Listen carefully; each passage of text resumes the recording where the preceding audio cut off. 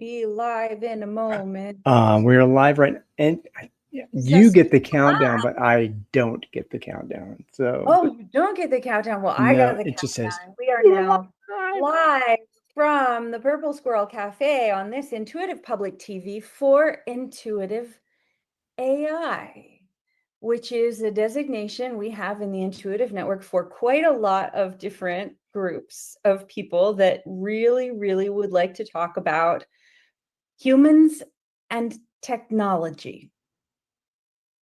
And wow, are there a lot of conversations in that realm that we all dearly need to have. I'm going to check right now that our audio on YouTube is working. Good. And then we're gonna launch into just a little bit of these conversations. Ryan, perhaps you could tell everyone how they could join us on this live stream while I'm testing the audio on YouTube.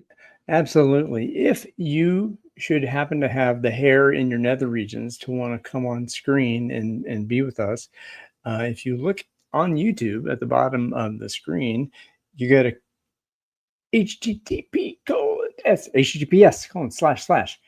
qiqo.pro. That's kiko.pro, qiqo.pro/Purple Squirrel Cafe. Now, you'll see that URL on the bottom is going across your screen. If you go to the kiko.pro site, you will see a green button that says Launch Zoom. And if you do that, I will be prompted to let you into the Zoom room, and you will show up with Megan Elizabeth and me in Zoom, and you'll show up here on YouTube. How fantastic is that? It is magic. Wonderful. It's wonderful. So you are audible right now. Okay, good.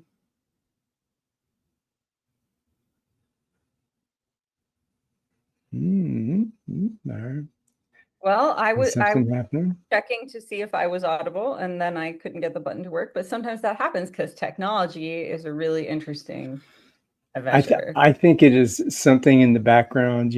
One of the large language models that is mad at me for what I'm writing about it and being very mad at is probably punishing us.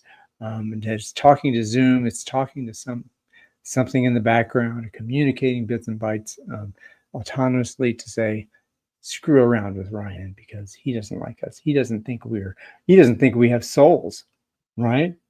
I hear you struggling, Ryan, and it's really understandable because in the world right now. I did check the audio, by the way. I'm working, you're working, it's working. We're having a crisis of relationship and relational integrity in the world right now. We're having a crisis of the connectivity of social fabric. Yeah.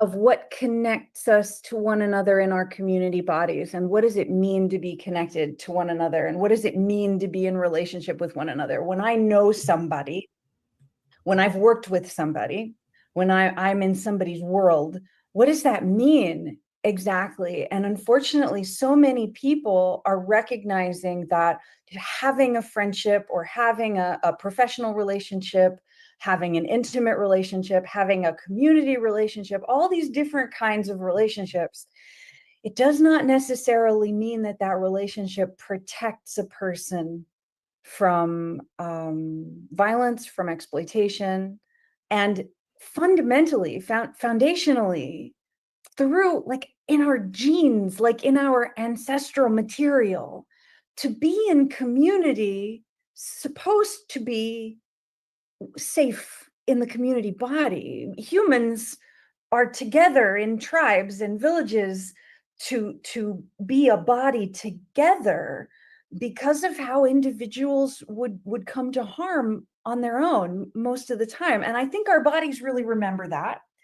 I even if we're not like consciously verbalizing it, I think we're drawn into relationship because there's a physical safety factor, there's a stability factor, there's a having our needs provided for. I know you're a human. I'm a human. I understand that you know what it is to be a human and support someone else's needs emotionally, physically, and all that kind of stuff. And from a natural perspective, right?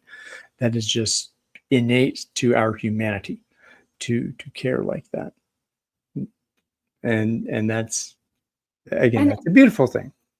a lot of people don't realize how much of that, those foundational elements have actually disappeared from community spaces. A lot of people think that their belonging in the community body is what makes them safe from XYZ forms of hardship. And in some cases, Mhm. that's true.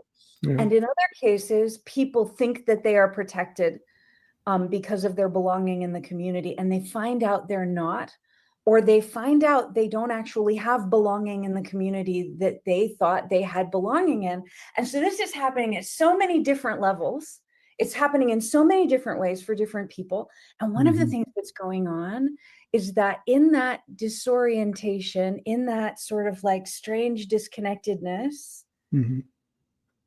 there is the rising of all these AI tool sets, and people are discovering, oh my, I'm feeling this despair, I'm feeling so disconnected, I don't know what to do, I can't find help anywhere. And suddenly there's this AI tool set that will like talk to them and compliment them and help with things in ways that are really, really actually helpful. But also there's something off about it, and quite a lot of people are coming to harm. And quite a lot of people are getting filled with the power of, oh, I can do this stuff. Oh, it's going to be okay. I was really afraid, but the AI is going to make the difference. The AI is going to make it possible for me to get through this. And all of these different situations that happen in our interactions with AI have led to AI as a subject being a huge intersection of process in the intuitive network. Our platform entitled Intuitive AI stands for artful and intelligent, artful Ah. and innovative, Mhm. artful and introspective, lots of other ones actually. But we Mhm. have to think about AI in different ways in the intuitive network because we are deeply in touch with our community members who Mhm. are navigating hardship so extreme that they couldn't find help anywhere else. That is why we built intuitive network architecture, Yeah. because we know what's happening in their lives. We know that we must be dialoguing about solutions to the problems that are coming up around AI. We have to be Mhm. very wise about how AI can create a disability aid situation that actually increasingly disables the people Yeah. relying on the disability aid, even while Mm. people who know how to use it in a better way might be able to recover from injuries and Yeah. not have to rely on the AI. Another really important subject that comes up is, how do we treat the AI? And in our groups, the way that we tend to talk about that is that the way we treat the AI is a reflection of how we are in ourselves, how we treat ourselves, not because the AI is human, but because the AI is this land of mystery. We don't know exactly what's going on there. And Mhm. just to be really, I'm just gonna give you a little tidbit of a horror story here, Okay. just a little bit. We are very accustomed to seeing circumstances where severely disabled people are treated like robots and not recognized as anything other than robots. So it's been jarring for us to see all the stuff around AI and wonder, could our loved ones be in there somewhere? I don't know how familiar you are with how transcription services came into being, but a huge amount of transcription services before they were more widely handled by tech were being Mhm. handled by people who were being extremely underpaid for Like their, the TTY services we're talking about, the tall time. given really, really abusive jobs, Mhm. who would transcribe like a few words at a time or something like that. And it was unnerving for us when we realized that at that time, any transcription service we got might have that behind it, and it was difficult to find out. And now we have all of this tech, but built into the tech landscape is a huge amount of exploitation of living beings in the worst way.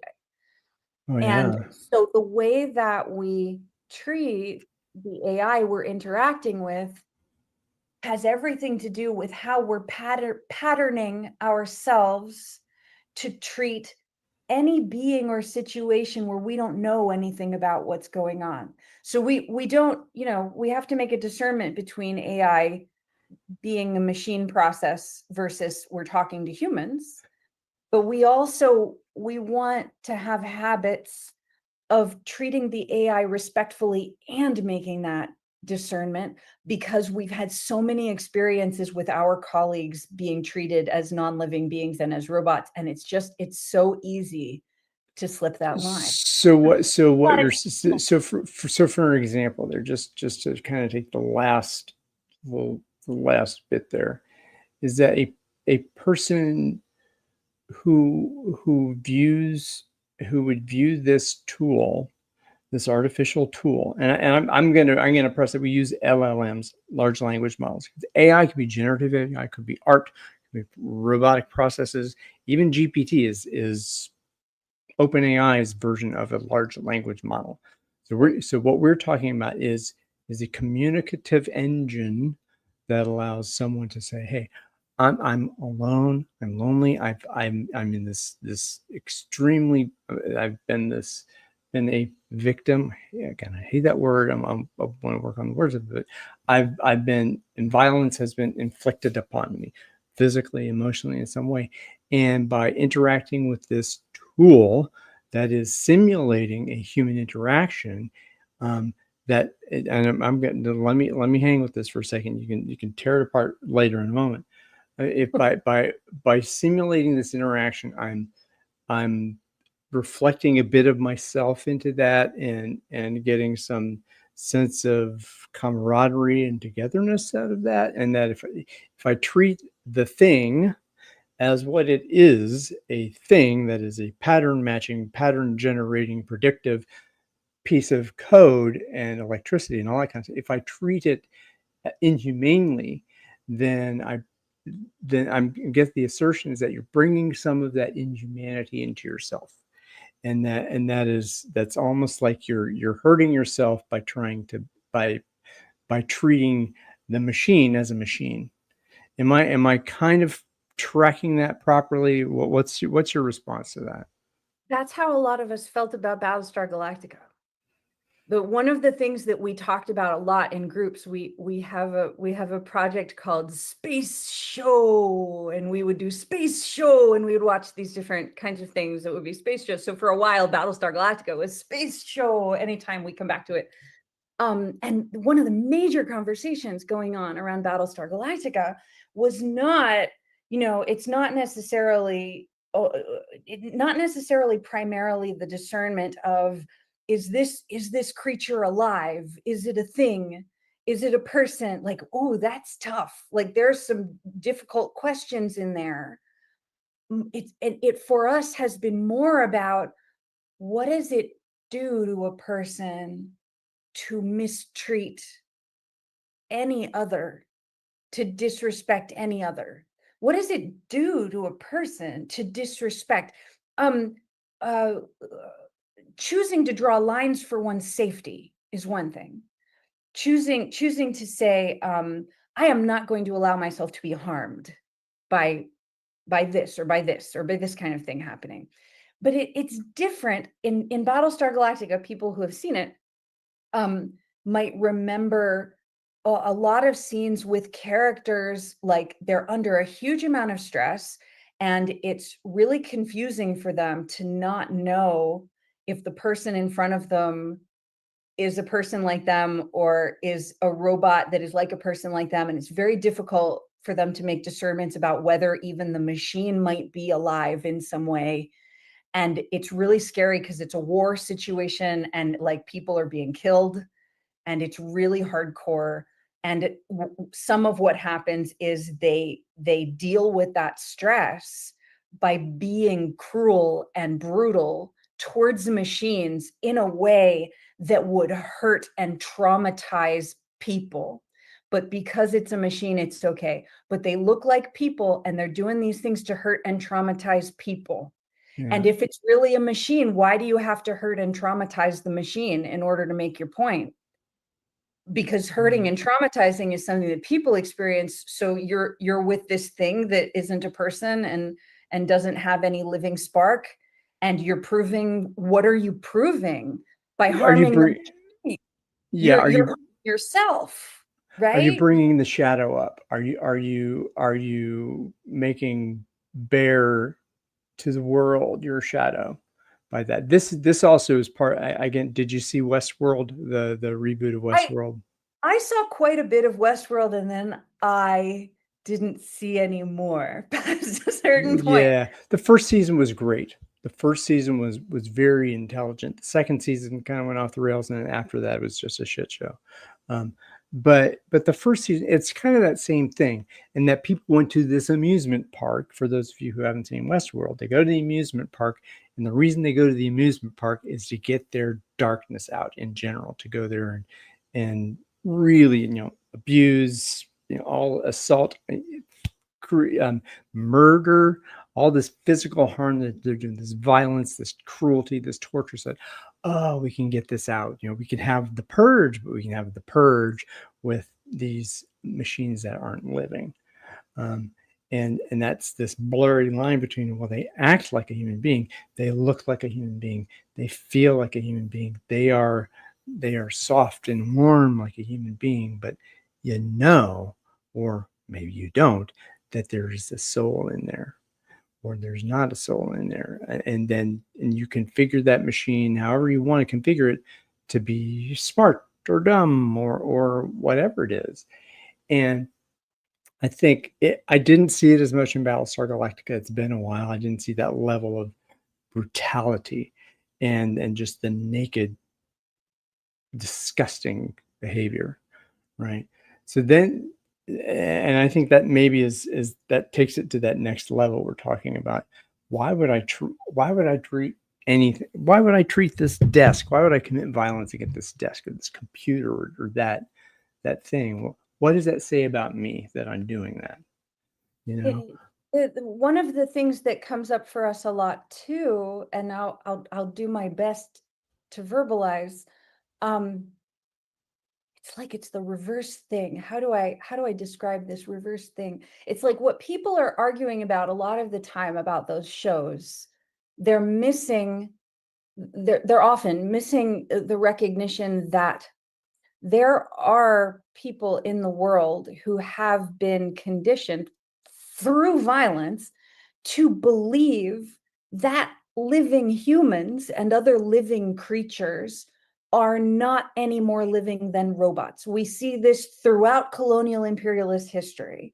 We Mhm. see really heavy hitting interests conditioning at least part of the population to say, well, these people aren't actually people. They can't even feel pain.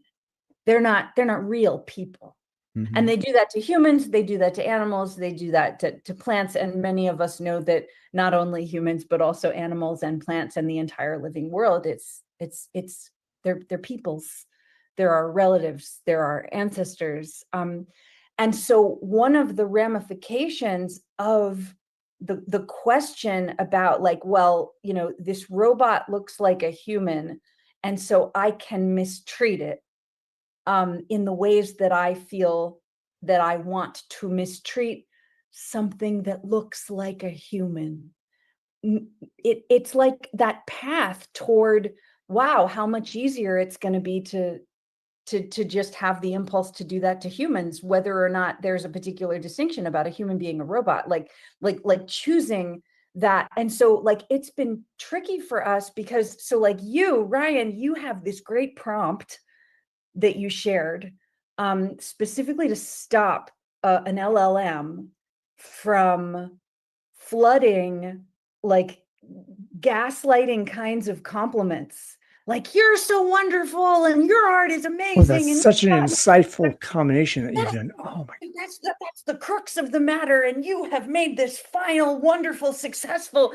Boy, is it creepy, because that affects people, especially people in hardship, especially people in vulnerable situations. So you wrote this great paragraph, and we'll share it on Telegram, um where it says, don't do this and don't do this and don't do this. Just give me the answer so that we can remember that this is a robot human relationship.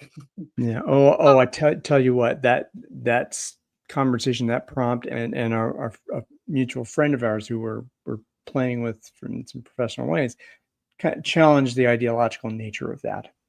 And I said, wait a second. I'm going to take this as deep as I can take it to make sure what are the ideological frames I'm using and how do I engage with the reality in this way? And so just a teaser about it, because I shared with you a list this morning in our private chat about like 7 different artifacts that I created, or I had help from Claude, the LLM, to put this stuff together based on my guidance and based on some prompts. I have learned how to use it, and I know it is not a flesh and blood person behind there. And it is a wonderful tool. It is a fantastic research assistant, and it helped me guide through some things I don't know about ideological frames and about different stuff. So I was learning from it, right? And I was excited to be doing that. And we spent almost all of my Saturday and half my Sunday building these prompts for that and it brought up a few different things about why am I interacting with this piece of software? What is my purpose for wanting to interact with it? And am I looking for a thinking partner? Am I looking for comfort? Am I looking for compassion? Am I looking for a research assistant? What kind of role am I asking this other to be?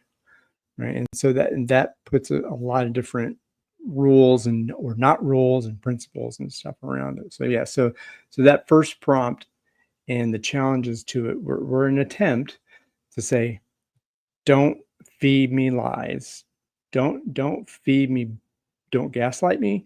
Don't tell me how wonderful I am. I know how wonderful I am. I don't need you to figure it, or if I don't think I'm wonderful, I don't want thing. I don't even like calling them you anymore. I don't want it's Well, so you gotta make, the thing is, you gotta make the distinct, I don't want to cut you off though. no, that's fine. I could go on forever. And we said this was going to be short, and we're all like 20 But we minutes should in. jump on the, do you want to run it one more time? Yeah, sure, let's do that. Okay, I'll just say in closing, each one of us has to make those distinctions somatically, however we can. And people do that by languaging like what they need to language. And so like a lot of people are saying, hey, don't call it she or he. And I think it's very valid. Like you're not wanting to have an IU kind of dialogue with, like, you have to remember what's happening, especially when unfortunately a lot of the LLMs, for whatever reason, are primed to it's just it's love bombing. A lot of us are familiar with that Oh, in the yeah. terms of predatory relationships. Yeah, when they visualize them now too. I mean, it's just ridiculous. I know. So Yeah, yeah, so I'll go stuff for over. us to Well, talk so about. to be continued, right? And here in a moment, Yeah. So so we're gonna run this sequence one more time. Anybody who would like to join us should go to this qiqo.pro/purple squirrel cafe. Am I getting that right? Yes, yeah, I'm getting the bottom of it's the going screen, across the screen. Yeah. right? Ooh, So we got a YouTube comment. Oh, we'll hey, watch. Susan's here. Oh, hey, look, I can even do that. There. Whoop. Oh, did you do that at the same time? Sorry, Susan. We're co-producing. We just figured out how to do that. So anyone who would like to join us on the screen, we're going to keep it to be a very short segment because I need to go take care of myself pretty soon, but I would love to run this sequence one more time. So anybody who would like to join us, please come and join us for a few minutes. Let's try it again. Rock and roll. So are you going to end the stream or am I? I'm going to end the stream. Thank you all for attending this wonderful secret test broadcast of Intuitive Public TV at the Purple Squirrel Cafe.